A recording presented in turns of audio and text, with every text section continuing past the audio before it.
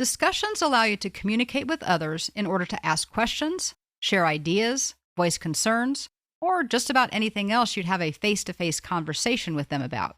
The difference is that it's captured and retained online so others can see it, refer to it, and respond to it on their own time. There usually is a discussion board that comes by default with most team sites. But remember, other types of discussions might have names, so you have to kind of look and find which one is actually a discussion. On the left-hand side in the Quick Launch, the default name is a team discussion. You can simply give this a click or a tap to open the discussion and see what's being discussed at the moment.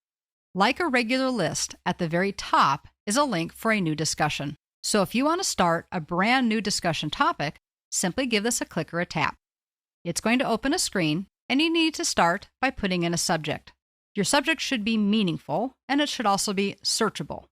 In this case, Michael's going to ask a question about how their training company is going to handle the revision to Windows 8. Remember that this subject is what people will easily see from the discussion board without having to open the topic. So again, make it descriptive, but try to keep it short. Then, of course, you want to put in the body of your question, message, opinion, or whatever the topic may be. Michael just has a question about if they're going to revise their content when the revisions come out. Now at the bottom, there's a little check mark, and this is kind of nice because it says, if this is a question, give this a check. That way, people will know that you're asking a question, not just stating something, and that you would like to get answers from other members. That's all there is to it. Once that's finished, you can click Save. But before we do that, take a look at the top of your screen, and notice that because you're working in a rich text field, that you have a lot of kind of word processing elements. You can change your font, you can use styles, you can even do spell check. We'll go ahead and click or tap Save, and Michael has just posted to the team discussion. The default sort is to have the newest posts on top and the older ones scrolling down the screen. You can also use views to see recent, discussions that you're involved in, and even unanswered questions. So if you're an expert, you can come in and maybe help some people out by giving them some answers. When you want to see a topic, you simply need to click or tap on its title. See how that's a link? So we're going to click on How Mobile Do We Go, which opens it up in its own screen, and it gives us a lot of good information. It tells us how many replies there are. It gives us a picture if it's available, who made the post, and of course, what their question is. At the bottom, you can see the date that it was posted, and you can reply, or you can very easily and quickly create an alert. So Erin made a post, and then it looks like Erin answered her own question, or at least added something to the post. We'll go ahead and scroll down. This is how you can follow the thread of conversation.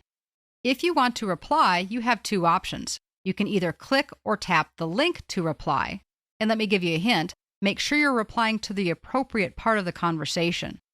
In other words, clicking here is replying to Erin's second post.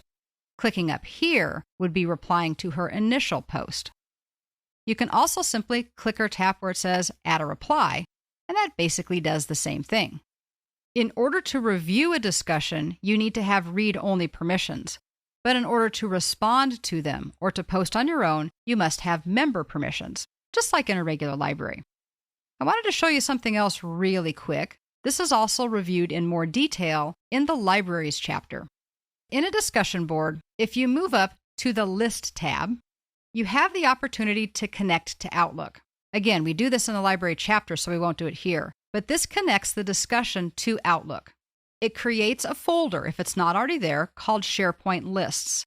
And within that folder, there will be a folder with the name of the discussion board. In this case, it's just called Team Discussions. You can actually go there to see every single post to this discussion. They appear just like an email. The benefit is you don't have to come back to various discussion boards throughout your day. You can simply stay in Outlook, where most of us spend a lot of our time, and review all of the responses to discussions there.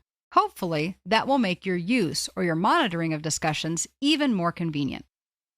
What you now know is that discussions are a significant method for people to ask for input, feedback, or opinions and receive it from colleagues in SharePoint. Others can reply to the original comments or questions, and yet others can reply to the original post or any other replies, forming a threaded conversation that can really get very detailed. It's important as an author to work to create quality, descriptive titles for your posts. It's likewise important as a contributor who responds to posts to provide clear, accurate information and to avoid things like disparaging remarks or demeaning tone, and to ask what value your post will add. If you're not adding value, then don't bother wasting your time creating the post or kind of clogging up the discussion with whatever you were going to say. Discussions in SharePoint can take a lot of what we normally do in email and move it into a platform where everybody can see it, monitor it, keep track of it much more easily. And that's what we're trying to do with everything: consolidate information and simplify our work.